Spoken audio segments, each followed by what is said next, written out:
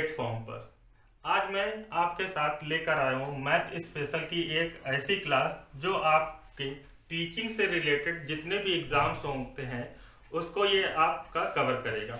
जैसे आपका टीचिंग से रिलेटेड आता है, सुपर टेट आता है, यूपी टेट आता है, सी टेट आता है, केवीएस आता है और भी अदर जो एग्जाम्स होते हैं जो टीचिंग से रिलेटेड होते हैं, उसके लिए मैं आज आपकी मैथ्स की स्पेशल क्लास लेकर आया हूं, जिसमें आपकी मैथ्स जो है वो बेसिक से एडवांस लेवल पे कराई जाएगी। जिसमें क्या होगा, आपका जो मैथ्स पोर्शन है, सबसे पहले आपका जो है मैथ्स का डर होगा अब दूर।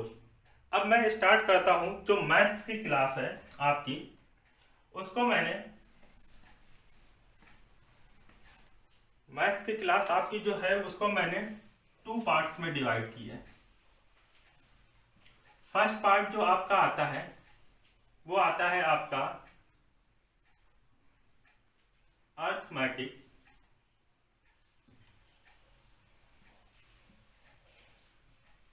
एंड सेकंड पार्ट जो आपका आता है वो आता है आपका एडवांस। यानी कि ये हो गया आपका अर्थमेटिक और ये हो गया एडवांस।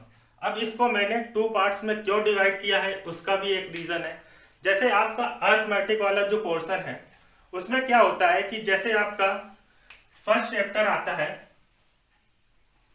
प्रतिशतता, जिसको हम बोलते हैं परसेंटेज, और सेकंड चैप्टर जो आपका आता है वो आता है लाभ और हानि, और थर्ड चैप्टर जो आपका आता है वो आता है चक्रवृद्धि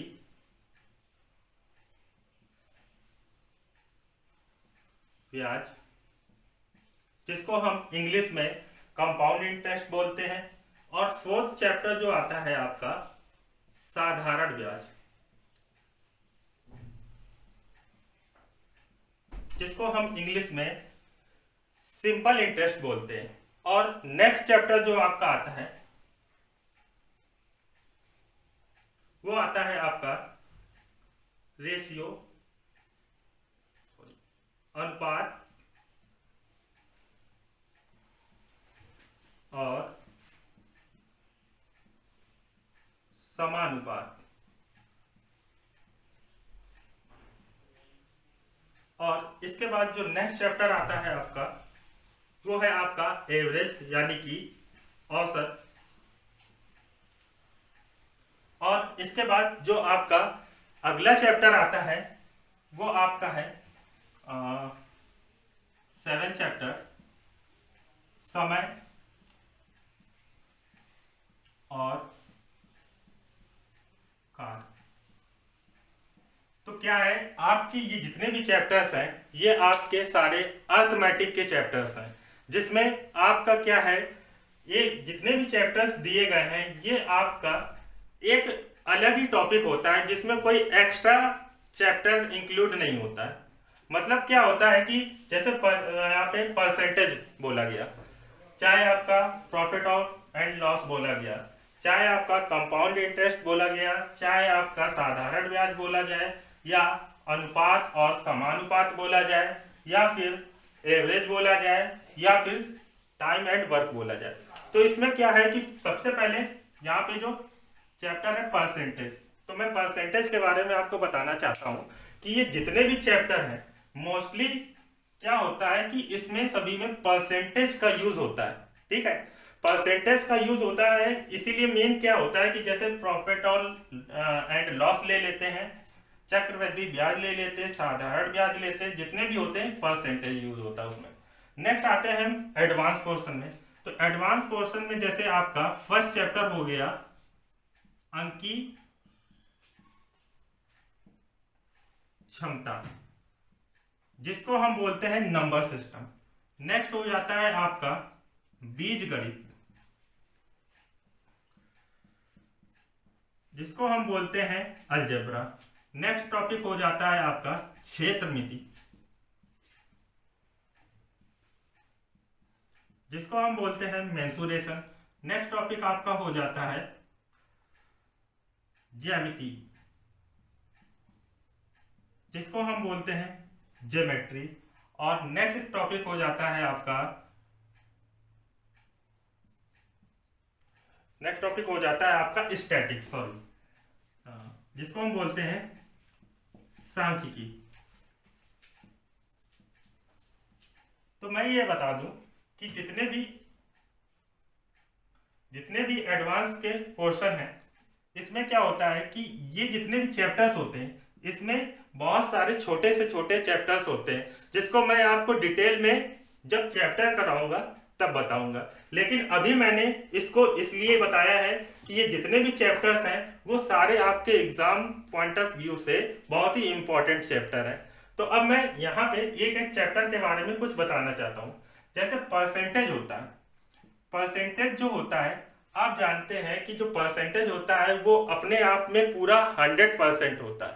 अब 100% होता है तो हम उस 100% से क्या होता है कि कोई ना कोई पार्ट्स यूज करते हैं। जैसे हमने यहाँ पे 50% लिया, तो यानी कि ये जो 50% होता है इसको हम डिवाइड करते हैं 100% के 2 पार्ट्स में, यानी कि जो 100% होता है वो अपने आप में पूरा एक होता है।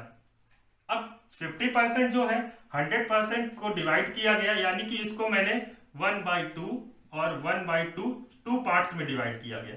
यानी कि हमें यहाँ से ये पता चलता है कि जो 50% है उसकी जो फ्रैक्शनल वैल्यू होती है वो हमारा 1/2 होता है। अब यहाँ पे क्या होता है, ये फ्रैक्शनल वैल्यू मैंने क्यों लिखी है, क्योंकि आपको जो परसेंटेज है वो जब हम परसेंटेज को फ्रैक्शन में यूज करते हैं तो और भी ज्यादा इजी हो जाता है। ठीक है, नेक्स्ट चैप्टर आता है प्रॉफिट लॉस। तो प्रॉफिट लॉस में भी बहुत सारे ऐसे क्वेश्चन हैं जो परसेंटेज से ही रिलेटेड होते हैं। अब मैं नेक्स्ट होता है चक्रवृद्धि ब्याज, वो भी परसेंटेज का टॉपिक है। नेक्स्ट है आपका साधारण ब्याज, वो भी परसेंटेज का टॉपिक है। इसके बाद नेक्स्ट आता है आपका अनुपात और समानुपात। अनुपात और समानुपात में क्या होता है कि जब हम दो वैल्यू को फ्रैक्शनल वैल्यू में लिखते हैं, यानी कि A/B, अब इसको अगर हमें कन्वर्ट करना है किसमें, अनुपात में, तो इसको हम लिख सकते हैं A/B, यानी कि इसको हमने यहाँ पे A/B के फॉर्म में डिवाइड किया। अब नेक्स्ट आता है औसत।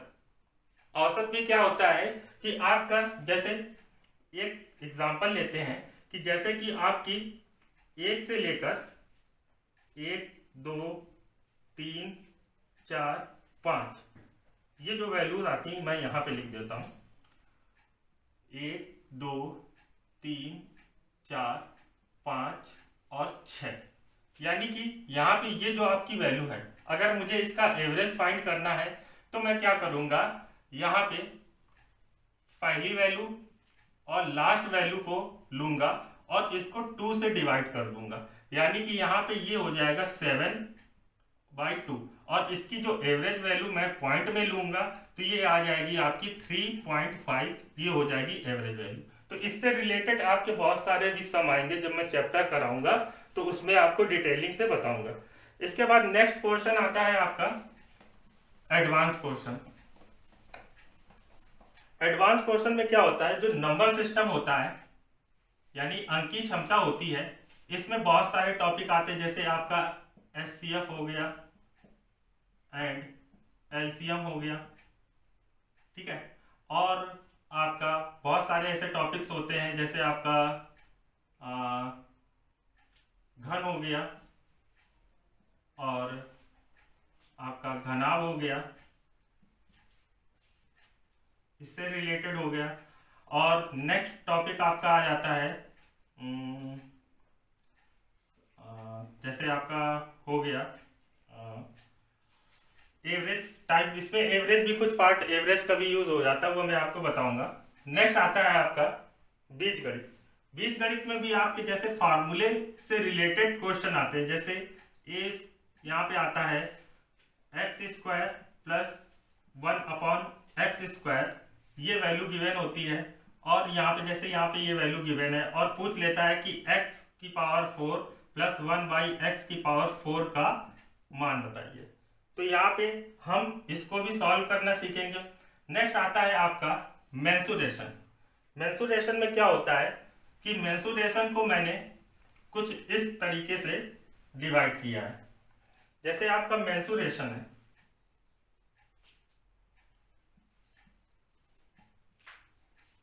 तो मेंसुरेशन को मैंने 3 पार्ट्स में डिवाइड किया है।